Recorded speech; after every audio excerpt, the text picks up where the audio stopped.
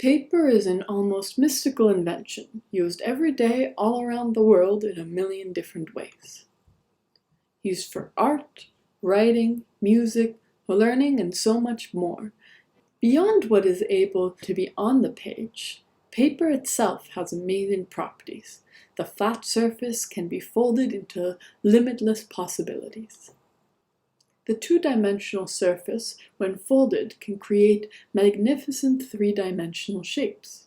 Most people think they know what origami is. It's this: flapping birds, toys, cootie catchers, that sort of thing. And that is what origami used to be.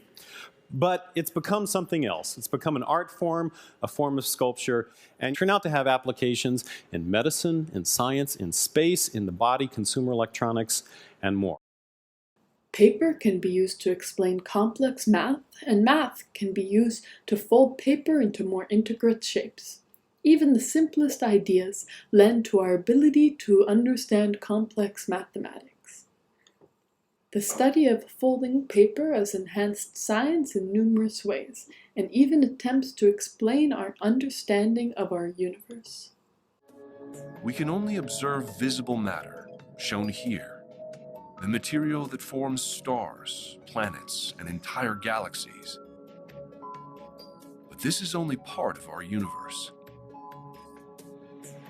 There is also a mysterious substance called dark matter that's invisible.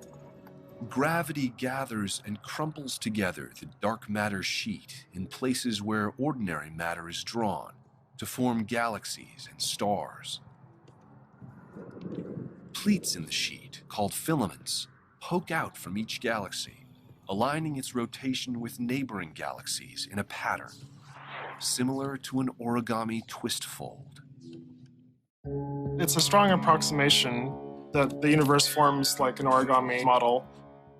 In particular, the way that various elements of the cosmic web are spinning are very explicit in this model.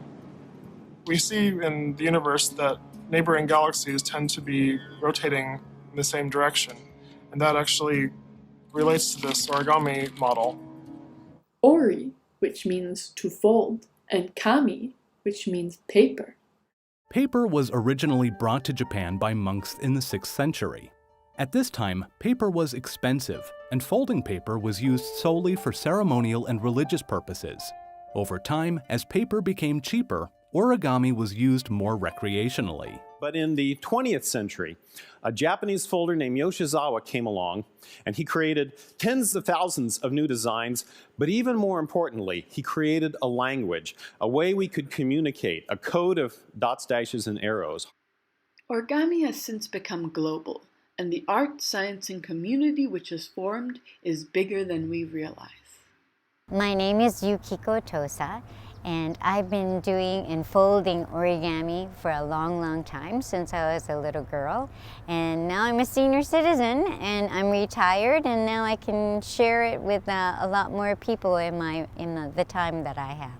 When I was maybe around 16 or so, I discovered that there was an International Origami Association, and one based in North America called Origami USA. When I started to work as a children's librarian, I wanted to share that origami with people. And then one day, a young woman came to the library, and she said, I saw your origami cranes in the library. She says, do you fold? I said, yes, I do. She says, I fold too. And she said, I wanted to know if we could start an origami club in the library. And I said, oh, sure, of course. And so that was Julie. And she said, well, I was thinking we could call this PALM. Paper Folders Around the Lower Mainland is a group of origami enthusiasts. For me, it always started with the art.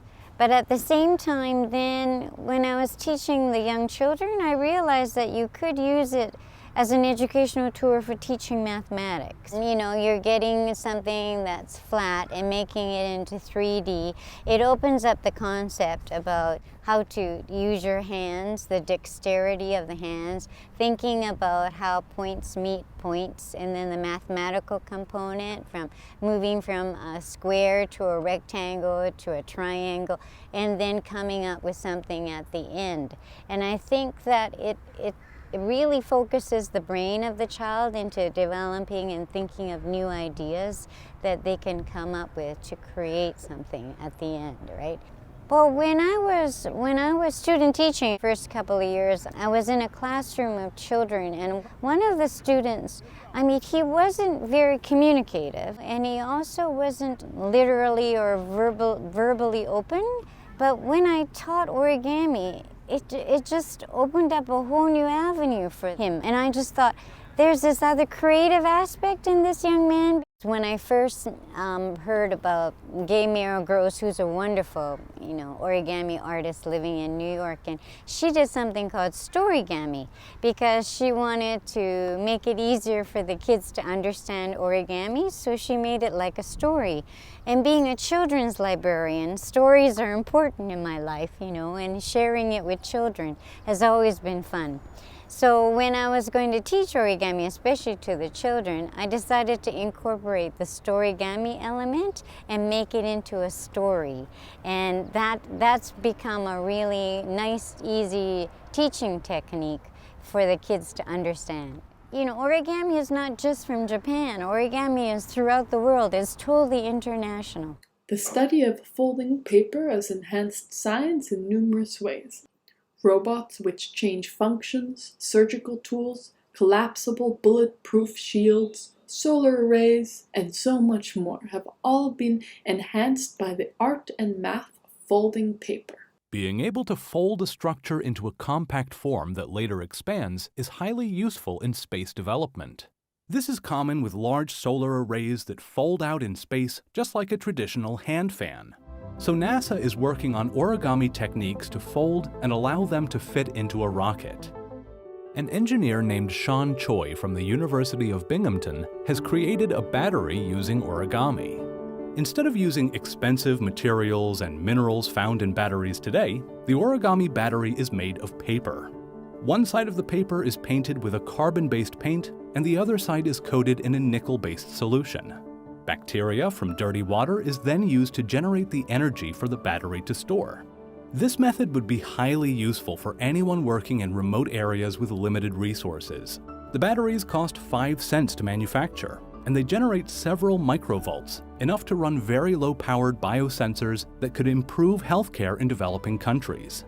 Harvard's Wyss Institute have been developing a self-assembling and self-destructing origami DNA nanorobot. This robot can be filled with drugs, and it will self-open at a desired location. DNA origami is the use of folded DNA to create nanoscale structures. In the future, this could be used to create an artificial immune system to tackle health problems that our bodies cannot currently handle. For example, these tiny robots could be in our bloodstream, constantly monitoring for signs of cancer or other problems. After I retired, I was going to take it easy, but then one of my friends said, maybe you should start volunteering for something. And a young programmer at the Nikkei Center, Carolyn Nakagawa, said that she had heard my name. And so she said, can you come and maybe see if we could volunteer your skills to come and teach origami? In the summertime, they have a manga camp for the kids. So this week is the manga camp, and I do a segment of that, and I teach the children origami. And I think there'll be much more wonderful things that can happen with origami. I don't know, but it's going to be fun to watch it.